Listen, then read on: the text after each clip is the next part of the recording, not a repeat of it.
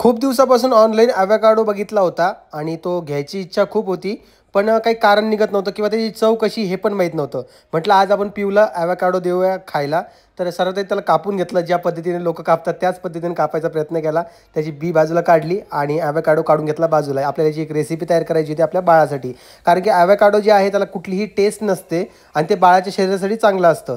त्यामुळे आपण त्यामध्ये एक फळ ॲड करणार आहोत. तर सर्वात आधी यातलं सगळं काढून घेतलं. एकदम सिंपल पद्धतीने निघून गेलं आणि पिऊ पण बघत होती, की मला काय करताय खायला, काय करताय? त्याला पहिले स्मॅश करून घेतलं एका बाउलमध्ये आणि त्यामध्ये आपल्याला थोडा फ्लेवर ॲड करायचा आहे. ॲव्होकाडोला कुठलीही टेस्ट नसती. तर हे जे ॲव्होकाडो आहे ते मला पडलेलं आहे ₹150. तुमच्या इकडे कितीला आहे ते सांगा मला. तर याच्यामध्ये आपण अर्धा बनाना टाकणार आहोत आणि मिक्स करून घेणार आहोत, जेणेकरून त्याला थोडी चव येईल आणि गोड लागेल. तर हे मिक्स केल्यानंतर ते पिऊला आपण खायला देऊया, कारण की पिऊसुद्धा तिच्या लाईफमध्ये पहिल्यांदा खाती आहे. तिला चव माहीत नाही याची कशी आहे, परीला पण माहीत नाही आहे.